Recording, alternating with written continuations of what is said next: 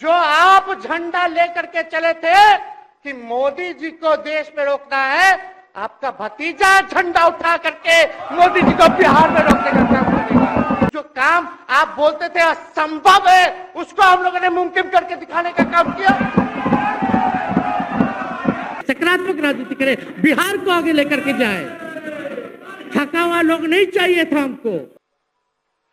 आपने ये बोला कि मन नहीं लग रहा था, मन नहीं लगेगा तो हम लोग नाचने गाने के लिए थोड़ी है। यकीन मानिए, दिल और महफिल लूट गए राजद नेता तेजस्वी यादव। एक युवा नेता के तौर पे इतने परिपक्व तौर पर वो उभर कर आए, और आप यकीन मानिए कि उनके जो तंज थे, जो उनकी संवाद अदायगी थी, जो उनकी शैली थी, और उनके जो तथ्य और तर्क थे, उनका जवाब देना इतना आसान नहीं होगा। आपने तो ये कहा था कि भाई हम लोगों का एक ही लक्ष्य है, न प्रधानमंत्री बनना है, न किसी को मुख्यमंत्री बनना है, देश भर के विपक्षों को गोल बंद करके जो तानाशाह है उसको दोबारा नहीं आने देना है, इसीलिए ना आ पाए थे।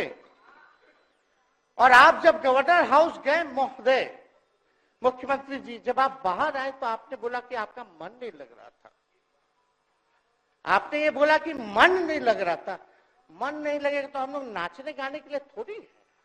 आपका मन लगाने के लिए, हम तो आपका साथ ना देने के लिए थे कि जो काम आप बोलते थे असंभव है, उसको हम लोगों ने मुमकिन करके दिखाने का काम किया।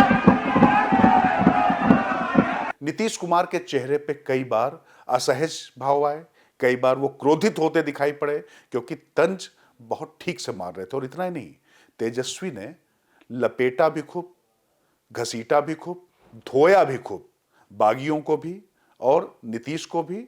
और बीजेपी के साथ तो चलिए उनकी अदावत है ही, उसमें कोई खास बात नहीं है। लेकिन वाकई बिहार विधानसभा में जिस तरीके की डिबेट हो रही थी, जिस तरीके की ये बहस हुई, खासतौर से स्पीकर को हटाने के बाद, जब वहां पर विधानसभा के उपाध्यक्ष बैठ गए, उस तरीके से जब तेजस्वी ने अपनी बात रखनी शुरू की, तो निश्चित तौर पर वो महफिल लूट ले गए, इसमें कोई दो राय नहीं है। नमस्कार दोस्तों, मैं हूं राजकिशोर। बुलंद भारत टीवी के डिजिटल प्लेटफॉर्म पर सिर्फ तेजस्वी यादव के बोलने के बाद इस दौरान जो घटनाक्रम हुआ, उस पर बात करना आपसे इसलिए जरूरी है क्योंकि कई बार क्या होता है कि चाहे वो संसद हो या विधानसभाएं हो, उसमें कुछ लम्हे ऐसे होते हैं, कुछ मोड़ ऐसे होते हैं कि जो इतिहास का हिस्सा बन जाते हैं। आप यकीन मानकर चलिए कि तेजस्वी यादव का आज का जो भाषण है वो इतिहास में न सिर्फ याद किया जाएगा, बल्कि इसके रिपरकेशंस यानी इसके नतीजे भी भविष्य में दिखाई पड़ेंगे। मैं ये कतई भविष्यवाणी नहीं कर रहा हूं कि आरजेडी वहां पर कोई सरकार बनाने जा रही है, बहुत अच्छा प्रदर्शन करने जा रही है। संख्या बल, बहुमत और मुद्दों के लिहाज से निश्चित तौर पर एनडीए वहां पर बहुत आगे है। लेकिन अगर बिहार में नेता के तौर पर कोई उभर कर आ रहा है, तो भले ही वंशवाद की राजनीति के प्रतीक के रूप में बीजेपी या नीतीश कुमार ये प्रहार या वार करेंगे, लेकिन तेजस्वी यादव ने, और तेजस्वी यादव उस परंपरा के संवाहक भी, इसमें भी कोई दो राय नहीं है, लेकिन तेजस्वी पूरे आज फॉर्म में थे। दशरथ तो नहीं चाहते थे राम वनवास जाए, लेकिन कैकेयी जरूर चाहती थी कि राम जो है वनवास चले जाए। मुख्यमंत्री जी, आप हमको बेटा कहे हैं, हम चाहते हैं कि आप लंबी उम्र रहिए और जो सिलसिला आपने चलाया था उसको जरूर आगे चलाइए, उसमें हमारा समर्थन रहेगा। रोजगार बांटिए, नौकरी बांटिए, जो गांधी मैदान से आपने ऐलान किया था। लेकिन कैकेयी को भी पहचानिए, कौन कौन कैकेयी बैठा हुआ है आपके पास। जो आप झंडा लेकर के चले थे कि मोदी जी को देश में रोकना है, आपका भतीजा झंडा उठा करके मोदी जी को बिहार में रोकने का काम करेगा। तो ये कहा जा सकता है कि जब सरकार गई तो उसके बाद खेला होगा का जो पूरा एक स्लोगन दिया था, उसके बाद से लगातार बिहार में हलचल मची रही और आखिरी क्षण तक ऐसा लगता रहा कि बाजी कभी भी पलट सकती है, क्योंकि लालू प्रसाद यादव तेजस्वी के जो पिता हैं, आरजेडी के संस्थापक हैं, वो कभी भी कुछ कर सकते हैं। उनकी चाणक्य नीति पर तमाम लोग को इस तरीके का यकीन था। लेकिन खैर, इस समय जो भारतीय जनता पार्टी का जो अपना इस समय निजाम है और जो वहां की परिस्थितियां बिहार की, उसमें ये सब करना इतना आसान भी नहीं था। और आखिरी दम तक, आखिरी मौके तक आते आते, मतलब खेल शुरू होने से पहले पहले ये बढ़त बीजेपी गठबंधन यानी नीतीश कुमार वाले गठबंधन ने बढ़ा ली थी। बनाकर रख दी थी। लेकिन तेजस्वी ने जो मुद्दे उठाए उन पर बात करना जरूरी है। उन्होंने किस तरीके से तंज कसा ये आप सुनिएगा कि मोदी की गारंटी की बहुत बात करते हैं, तो मोदी की गारंटी वालों, क्या आप इस बात की गारंटी ले सकते हो कि नीतीश अगली बार नहीं पलटेंगे? मोदी जी का गारंटी तो बहुत मजबूत वाला गारंटी है। ए मोदी जी के गारंटी वालों, क्या मोदी जी गारंटी लेंगे फिर से पलटेंगे कि नहीं पलटेंगे, जरा बता के दिखा दो। इसी तरीके से जो भाजपा के कोटे से उप मुख्यमंत्री बने हैं सम्राट चौधरी, उन्होंने कसम खाई थी और क्या क्या नहीं कहा था नीतीश कुमार के लिए कि मैं तब तक अपनी पगड़ी नहीं खोलूंगा जब तक नीतीश को हटा नहीं दूंगा। दरअसल उनकी मां की मृत्यु हुई थी, उस मृत्यु के बाद उनकी मृत्यु के बाद उन्होंने पगड़ी बांधी थी।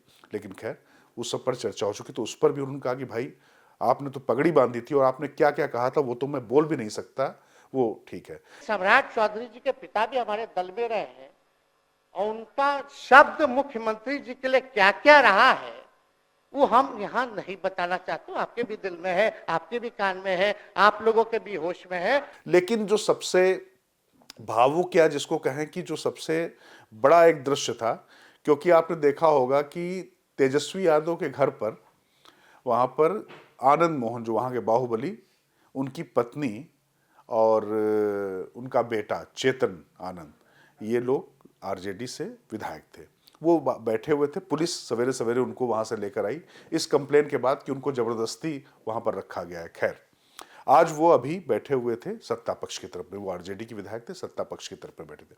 उनकी तरफ चेतन आनंद को भी छोटा भाई कहकर, कि मुझे मालूम है कि उस छोटे भाई की क्या मजबूरियां रही होंगी, कभी जरूरत पड़े तो बता देना, इस तरीके से उनकी मां को भी उन्होंने कहा। याद कीजिएगा, मेरा छोटा भाई चेतन जब थक थका करके कहीं आप लोगों ने कुछ नहीं किया तो हमने टिकट इसको देकर के जिताने का काम किया, और इनके पिता के गुण पे नहीं, इनके गुण पे।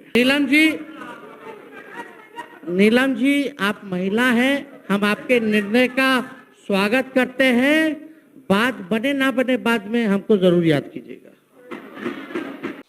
तो कुल मिला के कोई भी जो मुद्दा था उस पर उन्होंने किसी को बख्शा नहीं, लेकिन कहीं पर भी अतिरंजित हुए बगैर, कहीं पर भी भाषाई सीमा कोई मर्यादा नहीं लांघी, लेकिन ऐसा कोई मुद्दा नहीं था जिसको उन्होंने छुआ ना हो। नौकरी की बात हुई तो कहा कि भाई हम क्रेडिट क्यों नहीं लेंगे, हमारे अगर विभाग के मंत्रियों ने काम किया तो हम क्रेडिट लेंगे। और ये लगातार वो नौजवानों और युवाओं की बात करते रहे। चेतन आनंद का भी जब नाम लिया तो बोले हम चाहते थे कि युवा और नौजवान आए, थके हुए लोग नहीं। और बार बार ये कहते रहे कि अगर हम थके हुए मुख्यमंत्री से काम कराते रहे तो इसका क्रेडिट तो हम लेंगे ही लेंगे। तो खैर राजनीति में हार जीत चलती रहती है, लेकिन नेता किसी भी स्थिति में अपना संयम न खोए और वो आगे की ओर देखे, नए अवसरों को देखे और पॉजिटिव पर बात करे। अच्छी बात थी, सकारात्मक बात की उन्होंने, निगेटिव बात नहीं कि तुमने क्या किया तुमने नहीं किया, उसमें तंज थे।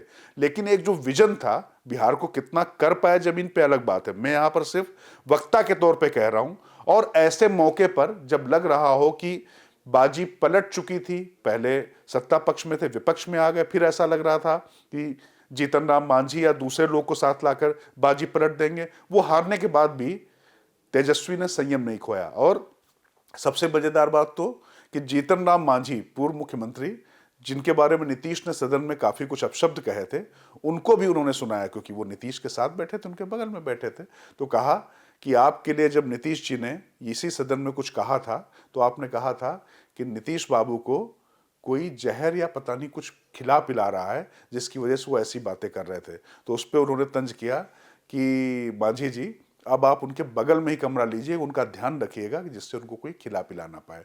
तो कुल मिला के जिसको कहते हैं कि ठीक से उन्होंने विरोधियों को घसीटा भी, लपेटा भी, धोया भी और अपनी बात भी बहुत सशक्त और प्रभावशाली तरीके से रखने में कामयाब रहे। सरकार की बाजी तो नीतीश जीत गए, लेकिन दिल जीत लिया तेजस्वी यादव ने। नमस्कार।